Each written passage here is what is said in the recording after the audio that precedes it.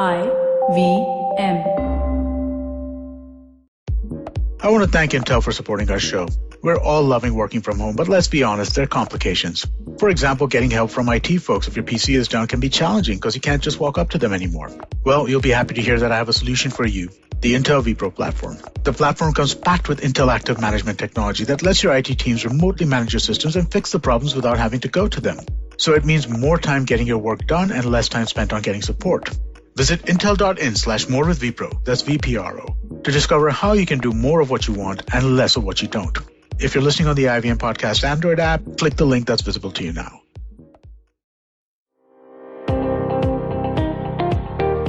Welcome to All Things Policy, a daily podcast by the Takshashila Institution.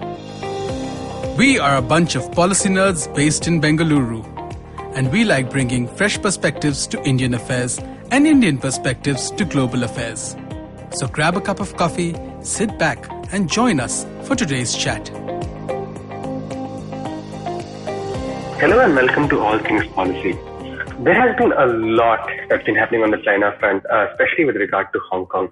There's been a new law around national security that China has put under the Basic Law that gives the Chinese state a lot of overwhelming powers, sweeping powers in the region. And to discuss more about this, I have what is potentially Takshashila's dream team to talk about Chinese things. I have with me Manoj Kevalramani, fellow China Studies, and Suyash, who is, I'd say, one of the first people in India who tracks the PLA with so much rigor. So without spending too much time on their backgrounds, I'd like to talk about exactly what has happened here. And Manoj, could you give us some context as to what this national security law is and how this impacts Hong Kong? Hi, Rohan. So this is really interesting, right? I mean, we have been talking about this for the last 6 to 8 months. It's to anybody who says that this is a surprise, you've not really been watching what's been happening over the last year and a half, but if even not for a year and a half, for the last 6 months at least. Because what we've seen over the last 6 months is that the Chinese government since late December, at least clearly indicating that it is going to adopt a tougher policy with regard to Hong Kong. And that's in response to the protests that broke out in the city in 2019 and the way the local government handled it. And the big stick that the Chinese central government had in its hand was implementing what was in national security legislation. This is not the first time that this legislation was sort of contemplated. In the past, what we had seen was that in 2003 particularly, there was a move towards some sort of a legislation on national security under Article 23. But it sort of didn't come to be because of the public protest. But this time around, Beijing was very, very clear that we need to do this. We need to have a national security legislation in place, an overarching sort of legislation in place. And it sort of went ahead to do this, bypassing the legislature in Hong Kong. So people in Hong Kong really didn't get a vote on this. It did this in sort of record time in many ways because think about it like this, right? Because of coronavirus and the pandemic, the annual legislature meeting in Beijing, which happens, the NPC meeting, had been pushed back. It happened in late May. At that meeting, it was a very short meeting. At that point of time, there was a resolution adopted to take forward such a law for Hong Kong. Subsequently, the National People's Congress, which is the mainland's top legislature, its standing committee met in June. After its sort of first meeting, it decided that they were going to be working on this law. Although when it sort of went in for that meeting, this was not announced. Yet when they were in the when they had that standing committee conversation, they deliberated on this law. Subsequently, towards the end of June, there was a second standing committee meeting done. This is not par for the course. Usually standing committee meetings of the NPC happen once in 2 months. So twice in the same month was a bit of, it told you that something was cooking.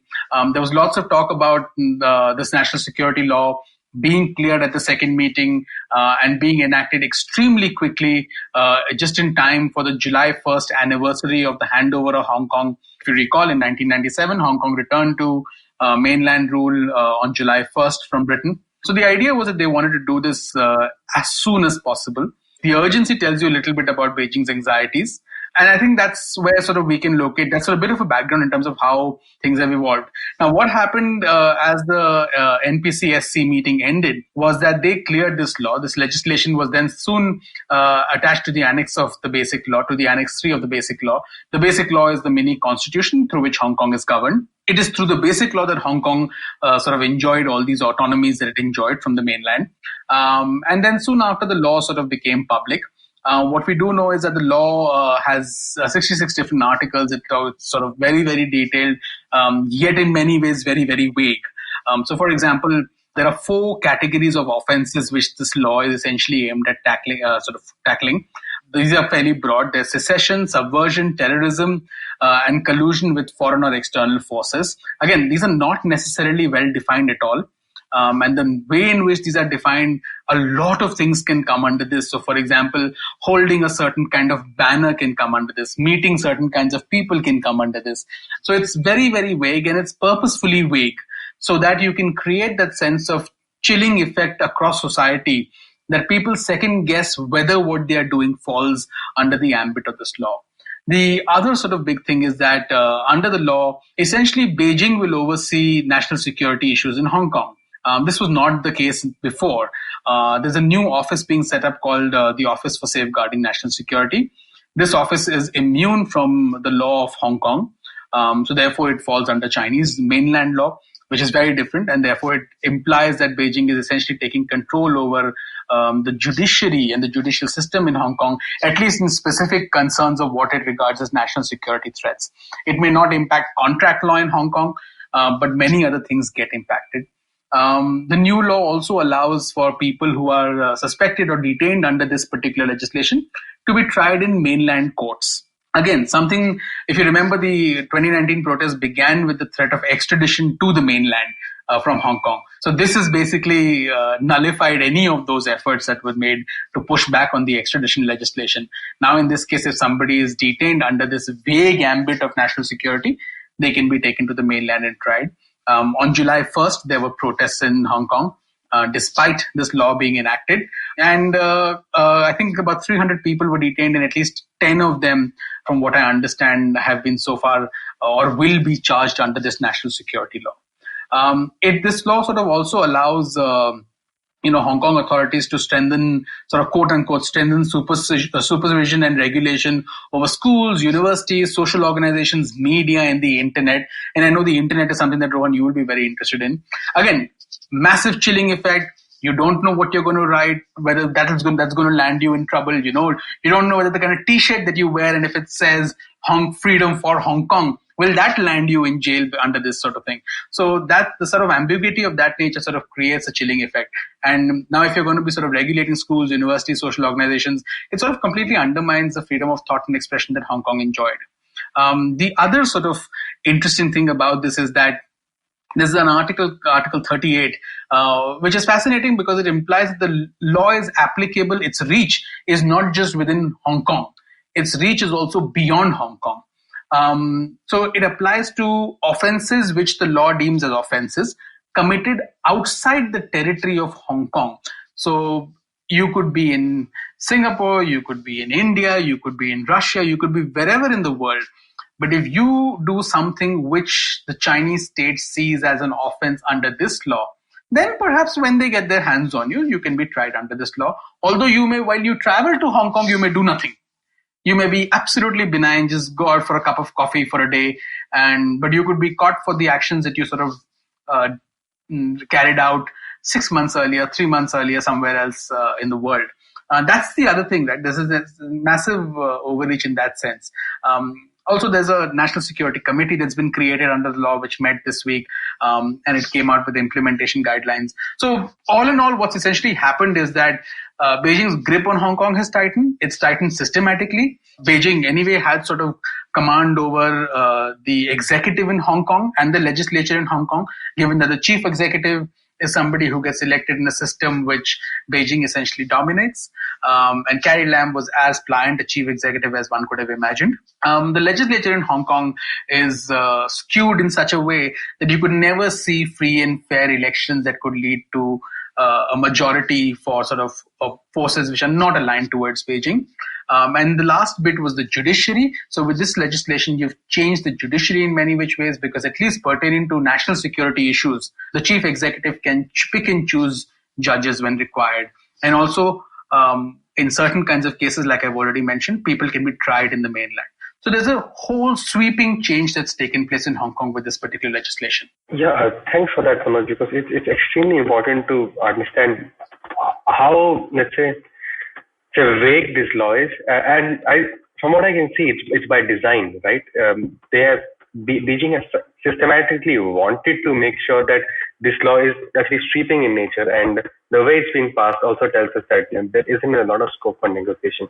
And I'm glad you brought up the internet point here, because so in one of the tenets of the law that I think you've covered in your tracking people's daily column on Medium, it's that it actually talks a little bit about intermediate liability, which is one of my pet favorite topics. And it basically says that if the Commissioner of Police has reasonable grounds to suspect that a message published on a platform is likely to constitute an offense endangering national security, with the approval of the Secretary, he can authorize a police officer to request the relevant message be taken down by whatever platform service provider, internet service provider, hosting service provider, so on and so forth.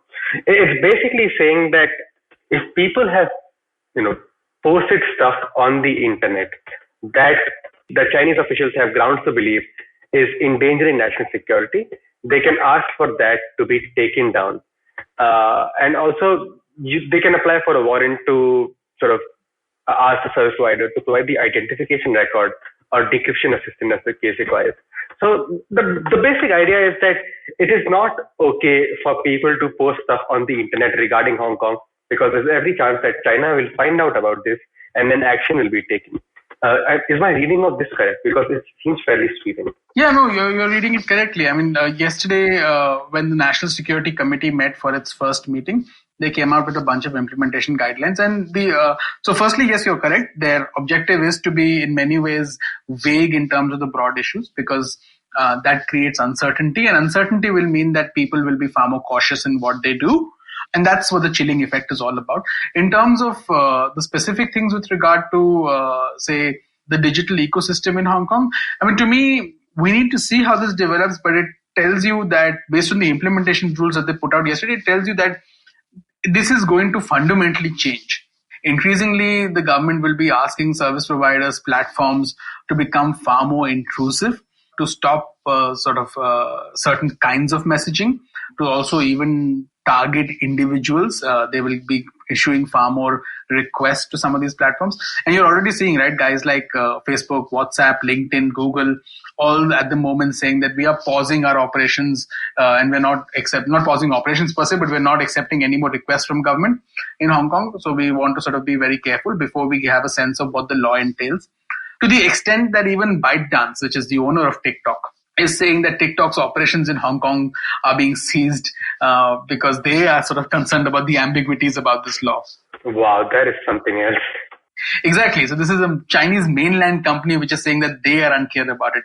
So it tells you about the nature of the threat that exists. If you sort of followed any of this on social media from June 30th, which is when the legislation was approved and then put in the annex of the basic law, what you would see is that at the same time, a lot of Hong Kong activists, people like Nathan Law, Joshua Wong, and the rest of it, the entire Demosisto group, which is a young political party, they disbanded.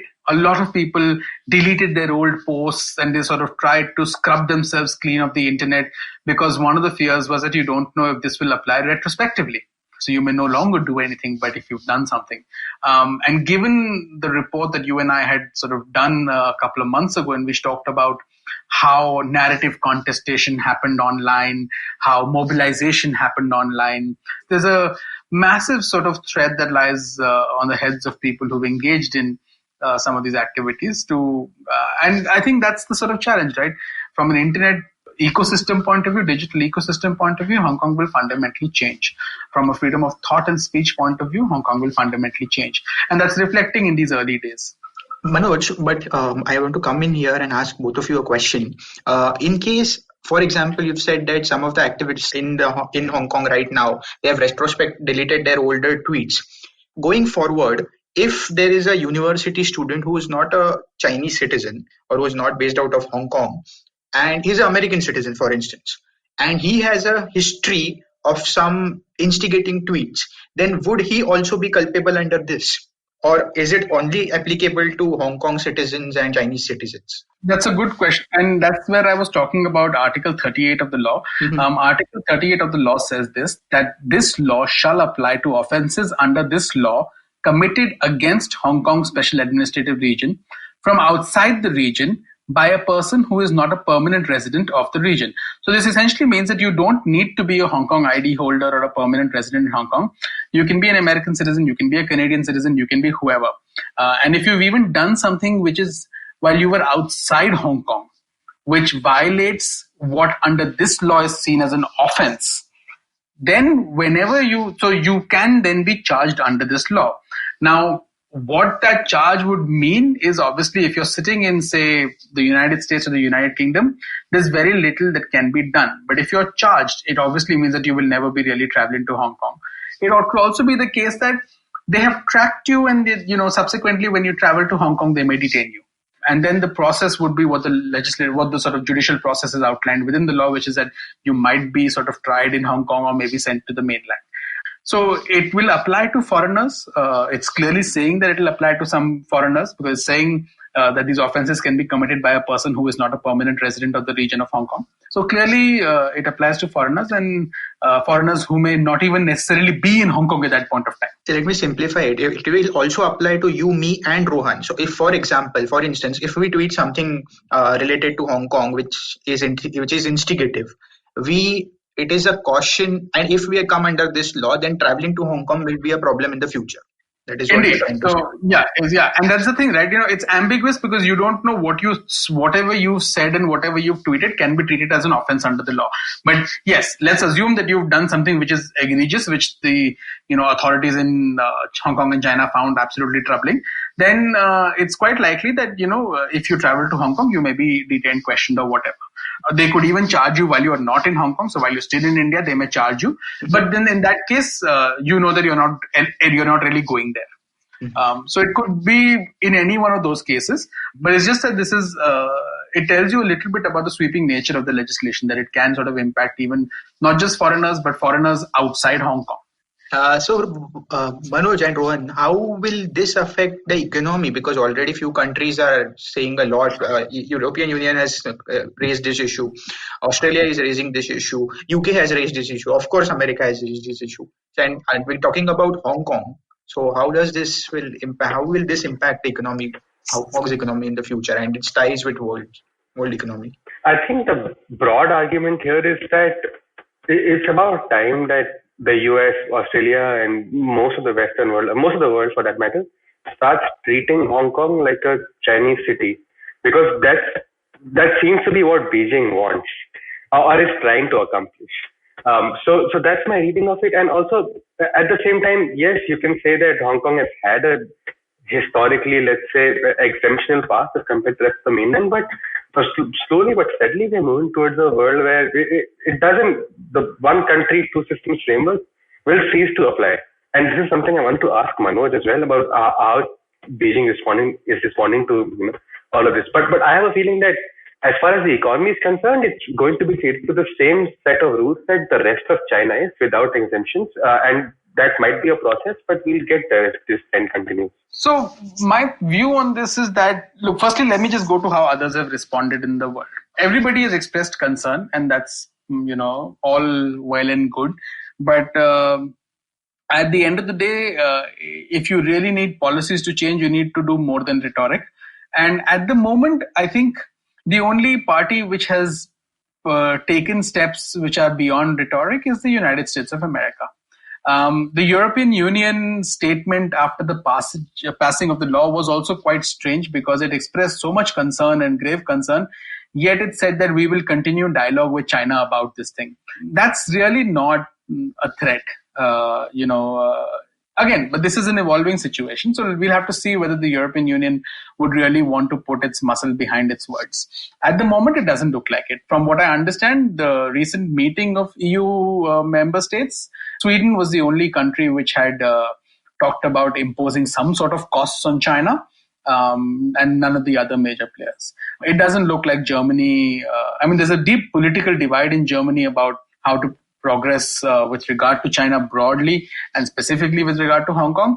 And I think that political divide needs to sort of play out. At the moment, Germany holds the presidency of the EU, and it's very interested in pushing ahead with the broader diplomatic and economic agenda of the investment treaty and the rest of it. So we'll have to wait and see. Again, whether anybody is firstly in a position to, and secondly, willing and able to impose certain kinds of costs. The same thing with Britain, where we've seen increasingly tougher statements.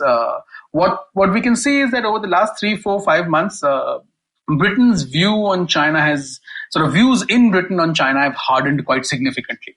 And this Hong Kong legislation is sort of one inflection point in that. Increasingly, you're hearing, the Johnson government at the top levels of its leadership expressing greater willingness to decouple. And it's not just from the Tory government. I mean, if you recall a couple of weeks ago, you had Tony Blair also saying, although Tony Blair is a spent force in British politics, yet he was sort of out there saying that, look, we need to sort of rethink our relationship with China from a broader strategic perspective. And some of the sort of outcomes that you're seeing are things like Britain talking about, completely decoupling from Huawei. So there's a broader rethink happening. But if you just look at the statements issued by any of the other countries, nobody has talked about imposing any kinds of costs, whether it is Japan or whether it was that tepid statement by the Indian representative at the Human Rights Council. Nobody's talking about imposing any kinds of costs of any kind. The US has revoked the special status that Hong Kong enjoyed. It is talking about imposing sanctions on specific officials and entities and enterprises. That could create certain complications. But then, from the point of view of trade, yes, technology is one area where I think there would be some sort of a loss for Hong Kong. But otherwise, probably from the point of view of trade with US, think of it like this, right? US has a goods and services trade with Hong Kong, which is estimated at about $67 billion US. In that, the US enjoys a significant surplus, so it actually sells more than it buys. So that's the other thing. It'll give up on a certain amount of surplus. In terms of foreign direct investment, the top foreign direct investment of the US in Hong Kong is about $82 billion. A lot of this goes into things like electrical machinery, precious metals, diamonds, some degree in antiques and all that. So some of the technology restrictions will bite from the US. Maybe sanctions in terms of visa restrictions, which have already been announced, might have some implications, but nothing other than that. The trick would be whether there can be costs imposed in terms of financial institutions in dealing with financial institutions, the role of the Hong Kong dollar and things like that. That might have some cost. But again, I think Beijing sort of banking on the fact that if the rest of the world is not going to follow Washington, then it sort of manages to sort of deal with this far more effectively. However, as challenges sort of increase, you will see more companies getting worried. Because again, we are just thinking about this legislation, and Beijing has tried to pitch it this way, right?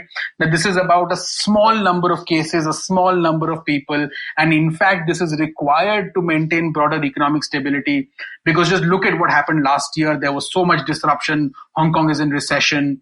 And that's because of the protesters and so on and so forth. And that's what Beijing's narrative has been. It's saying that we need to bring this legislation to tackle the small number of individuals. Broadly, nobody will be affected. The economic system will not be affected. And the one country, two systems system will not be affected, because it will actually support that by eliminating these little sort of rogue actors who have tried to get disruption. But that's not really the case. The law is that broad that it can have an impact on many, many other people, including people engaged in financial transactions, which Beijing may find troubling. You could end up even seeing things like the factional conflicts in the mainland play out in terms of this implementation of this law in Hong Kong.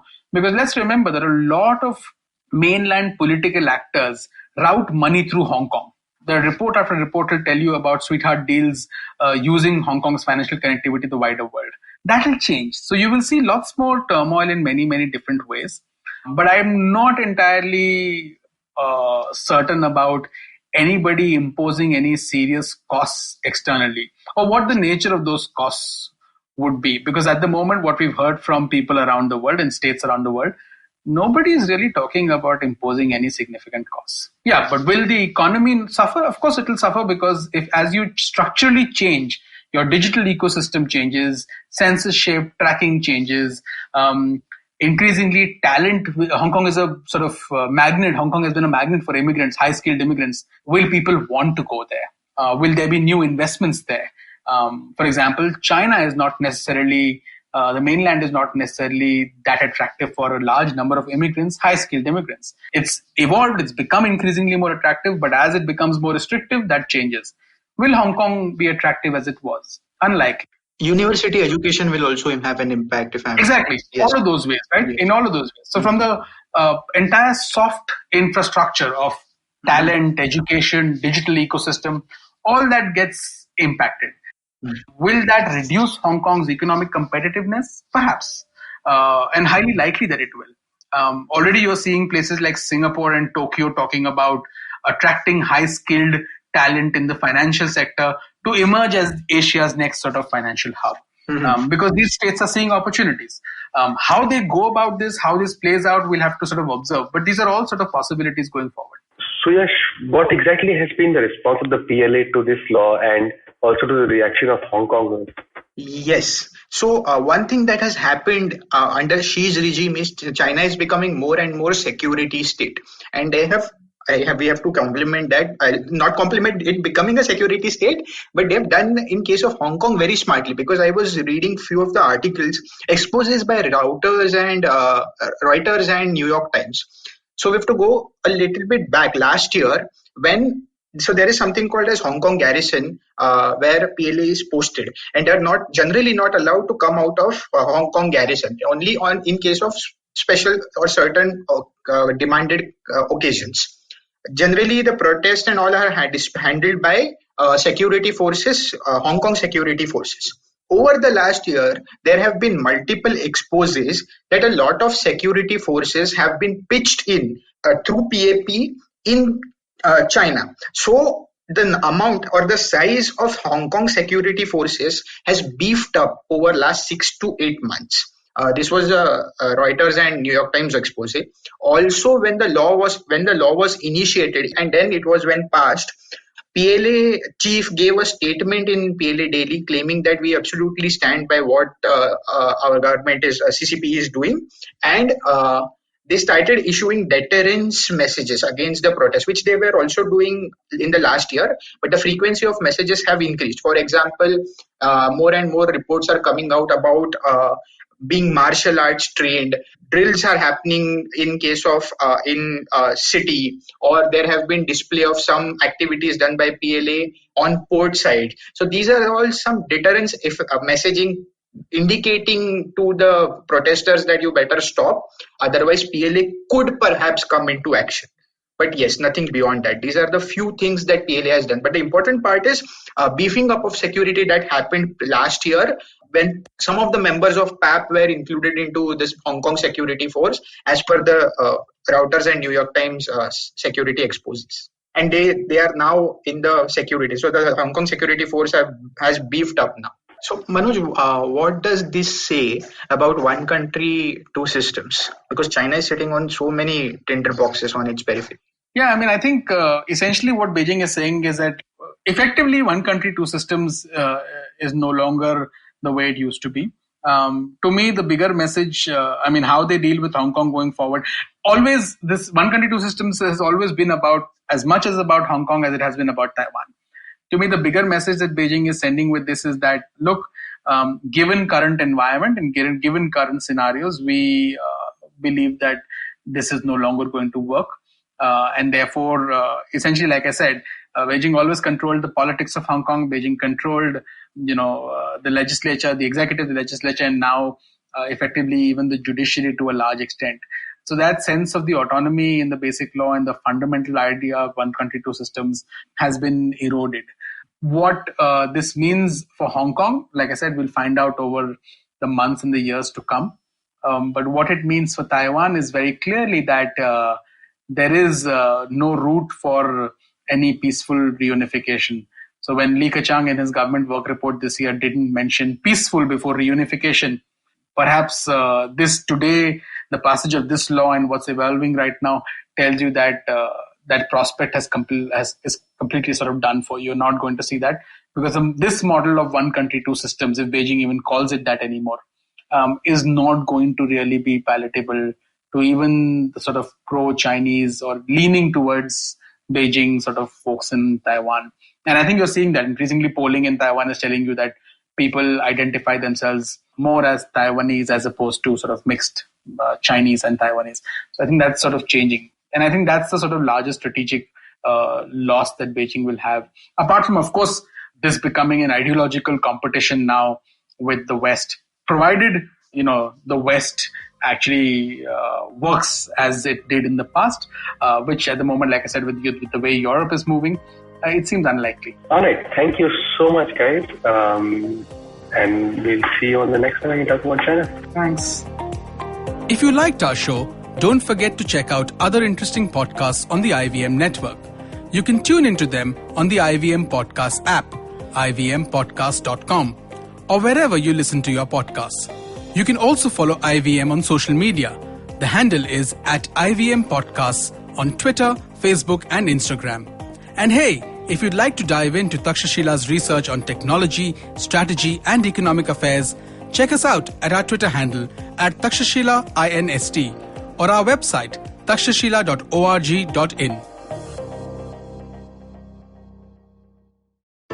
I hope you enjoyed that show. I'd like to thank our sponsors this week, Paytm Money and Intel.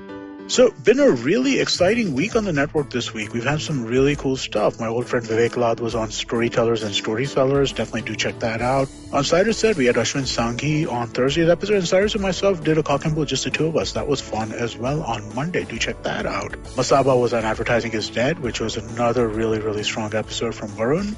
And on the sports front, both Edges and Sledges, Football Shitball had some really fun episodes. That's the Football Twaddle. Do check those out as well. And if you haven't been paying attention and you haven't been listening to Smile India in these times, I don't know why you aren't. It's the most uplifting show that you could listen to. It's a short, bite-sized piece of really positive things that happen in India. Do definitely check that out. And with that, we hope to see you again next week.